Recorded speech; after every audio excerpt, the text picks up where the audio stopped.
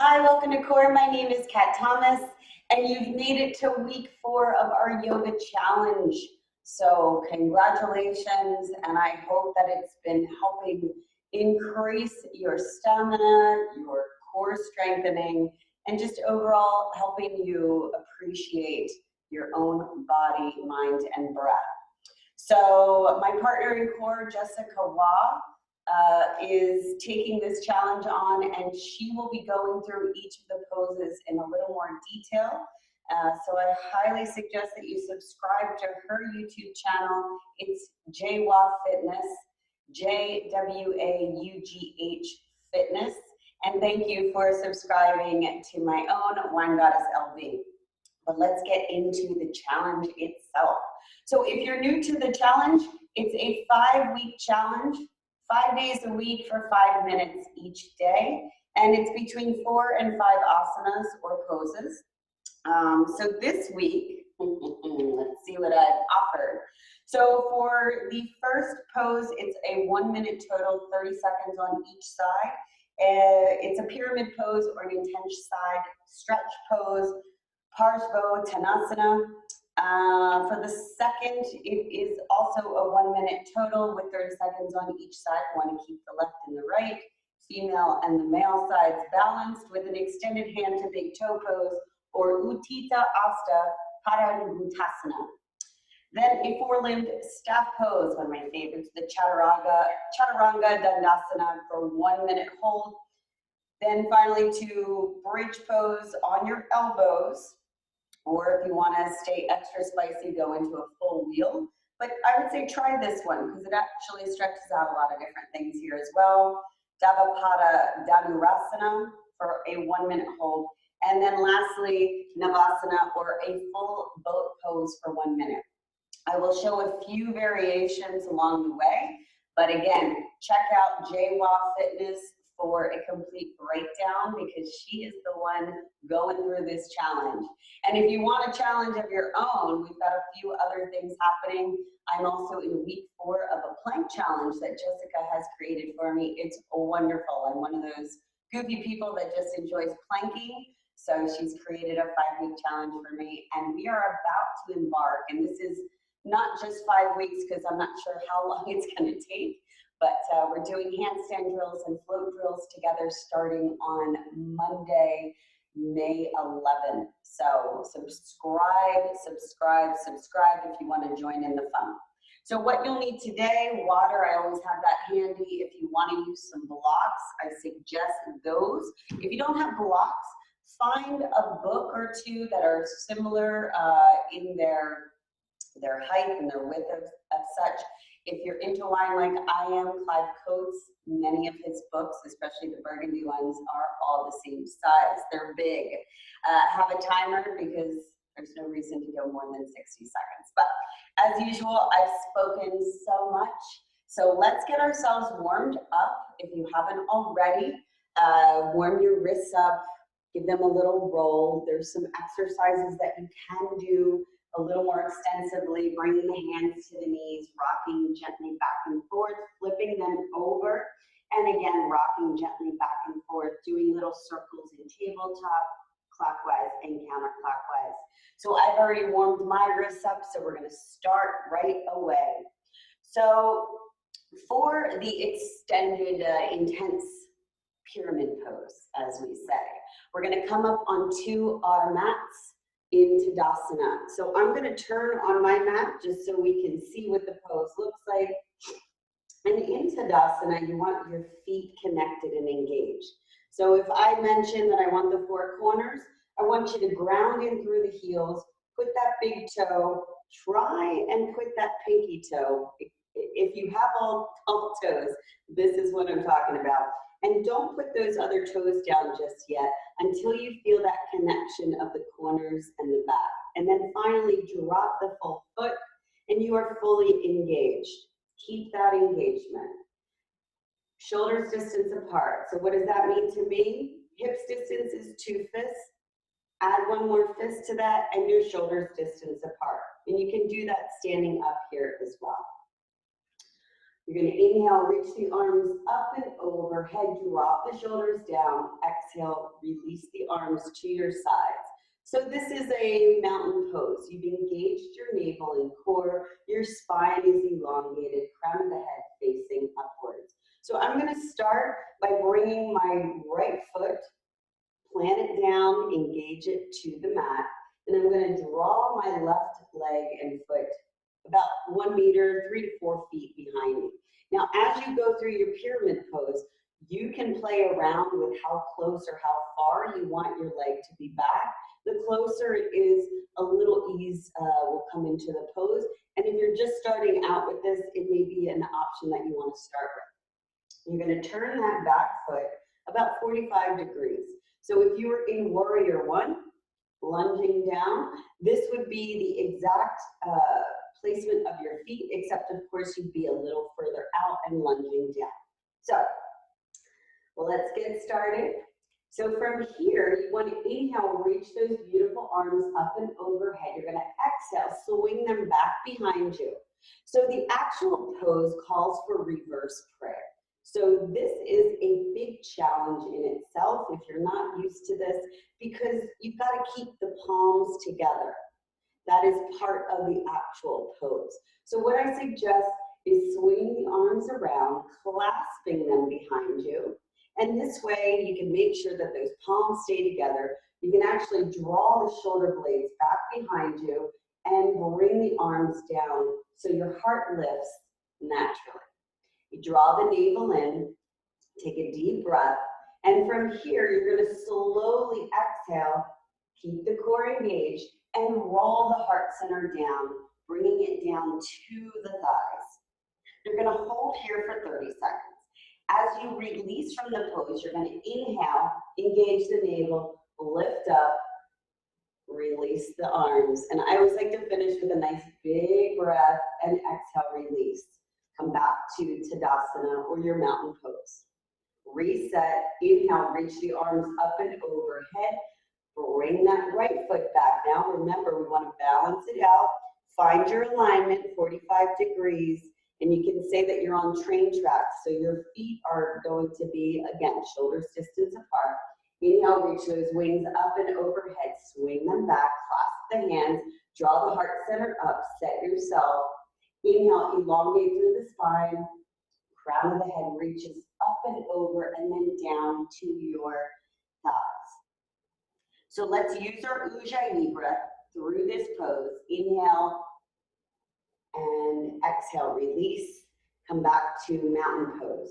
Inhale, reach the arms up and overhead. Exhale, release. That's your first pose. Second pose, we are going to do an extended big toe. So the 3rd week challenge, we were lifting here and extending straight out. So shoulders distance apart, come into Tadasana. Again, set yourself up, shoulder blades come down, exhale, release. Now bring the pelvic floor up. If you're not sure what that means, pretend that you're zipping a really tight pair of pants. You automatically roll those thighs in towards one another, engage the core, spine is set up, crown of the head lifting high. So I'm going to start with my left foot, grounding it in, 4 corners are touching. I'm going to slowly inhale as I bring that right knee 90 degrees. So from here, if you want, if you're a little unsteady with balance, do this by a wall. There's no need to create any stress or strain, but know that the floor can catch you if you do fall, and you can get right back up, hopefully.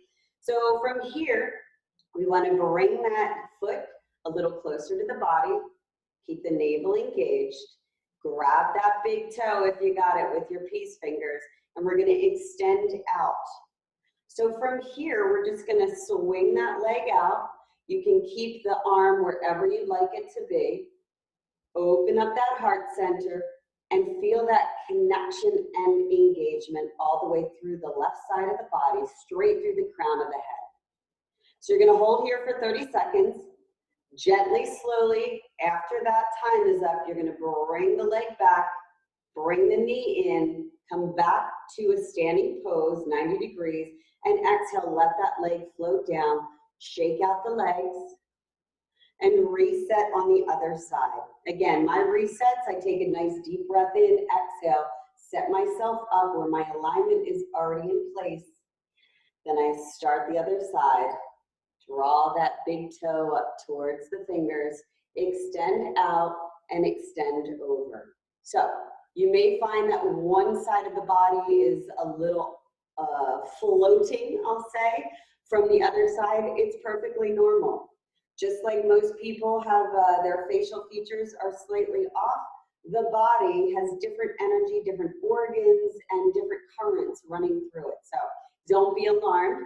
Again, that's 30 seconds on each side. We're going to use that Ujjayi breath through this pose as well, keeping the warmth and the intensity and energy inside the body. For your next pose, this is the four-limbed staff pose.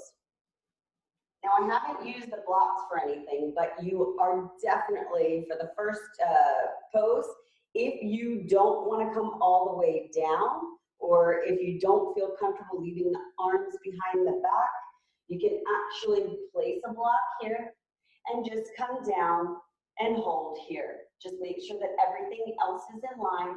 You have a nice flat back, navel's drawn in. Okay, so for here, I'm going to set myself up in plank. Inhale, reach the arms up and overhead and swan dive down. Nice little bend in the knees. And then I'm going to walk myself out to plank. However you want to get yourself set up in plank, that is what you do. So, plank pose. If you haven't seen my video for plank pose, you want to place the hands flat on the mat, fingertips spread wide, heart center gently coming up and over the fingertips. You want to press off from the mat. So when I say you want to protract, that doesn't mean do this, because this is retracting and you're going to have that banana back. You want to protract, spread those shoulder blades across the back, draw the navel in, keep the gaze down on the mat. Okay, so for Chaturanga, Dandasana, we're going to slowly exhale, bring the heart center down, elbows close to the body, and just come down to 90 degrees. So this is where you'd stop in Chaturanga, and you're going to hold here for a minute. If you want to add some spice, you can lift back to high plank and slowly come down. This is a great way to figure out if you're doing your Chaturanga correctly. Some added intensity. Lift one foot up at a time.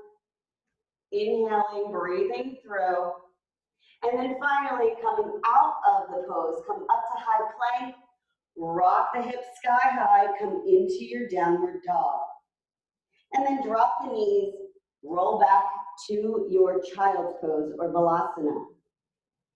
So, a little intense, right? If that hurts your wrists a little too much, just make little pillows, make little fists, and you can use that as your base for any movement, whether you're in high plank, low plank, if you're in your tabletop, and you can come down here. All right. And finally, not finally, we're into our bridge pose on elbows. So this one, I really encourage that you take this slow, watch your neck. We don't want anyone getting hurt. So I'm going to come over onto my sit bones, those nice little bones that give us a lot of support and help us root down. Pulling the flesh away just so I make sure that I am rooted down. I like to get myself, again, set up. So I'm in staff pose here. Feet are flexed up to the ceiling. Crown of the head lifting upwards as I elongate through the spine. Inhale, reaching the arms up and overhead. And just exhaling, swinging them back now behind me. I'm going to place the hands behind me, fingertips facing the sit bones. And I'm just going to start to get myself set up, dropping 1 foot at a time. I like going hips distance apart throughout this move. So I'm going to lift the heart center back up. Inhale, reach the arms up and overhead. And I'm going to slowly lower down. So I like to go through the moves to get myself set up and to really kind of learn a different position each time I go. We just move here a little bit. I'm gonna roll myself down, just adding a little extra intensity each time I go. Inhale, reach the arms up and overhead. And I'm gonna place the hands now on either side of my face. So they're gonna be close to the ears. And we're gonna press into the feet. So I'm gonna draw them in a little closer to the body. Draw the navel in. And when you're ready, you're gonna lift up into your wheel. We're gonna start in wheel. So there's modifications that you can do here. I'll go through those in a minute. You're gonna come down onto the crown of the head, walk the feet in a little bit more, clasp the hands, and gently cradle the head. So you're on your forearms, you're lifting the hips sky high, you're pressing off at the base of the feet, four corners connected, and holding here.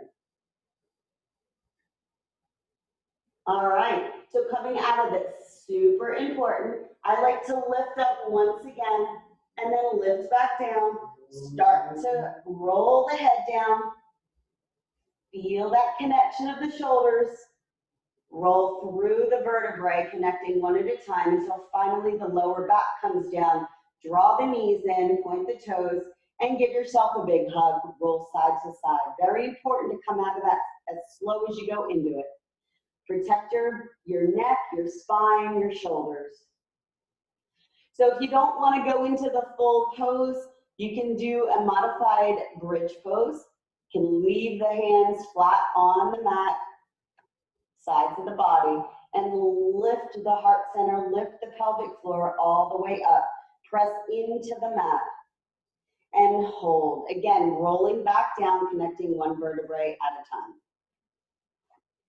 And finally now, yes, finally, full boat pose or Navasana. So Navasana is a wonderful strengthening. It really does engage the full body. So we're gonna start in our staff pose once again. Remember, I like to set up and go through different movements before we get to the actual pose. Inhale, reach the arms up and overhead. And exhale, draw them back down. So I reset my spine, my breath, my feet are flexed upwards, sit bones engaged into the mat. All right, so my cat is talking. I don't think she likes this pose as much. So from here, let's extend those arms out parallel to the mat. Palms facing one another, spread the fingers wide. Now bring that body upwards so you have a nice strong line from the sit bones to the crown of the head to the ceiling. Keep the navel engaged. So this is a little harder to do it this way, but it's going to help bring that core into a stronger hold. So you're going to bring one knee into the heart center at a time, lift them up 90 degrees. You're going to start to roll back. That's fine because you're still on your sit bones. You've still got your spine straight. Now you want to draw them in a little closer. Bring those shoulder blades back. So now this is where we retract the shoulder blades. So it's like they're trying to kiss behind us. Draw the navel in. You can hold here for low boat. For this full high boat, we're going to extend those beautiful limbs upwards, point the toes, gaze goes towards the big toes. Big smile on the face will always help. Shaking just reminds you how alive you truly are. You hold this for 1 minute. When you come out of this, drop the feet, bring the heart center back up, and then bring one knee into the heart center at a time. Hollow out the back, drop the chin, drop the forehead. Take some deep sips of air. And exhale, come back to your easy seated posture. So I'll be doing another video of the actual challenge, but I wanted to make sure that I showed you just what was going on with each of these. If you have any questions or you want more modifications, again, don't hesitate to reach out to me at WineGoddessLV or follow along starting tomorrow with JWaugh Fitness as she begins the week's challenge. Thank you. Stay happy, stay safe. Namaste.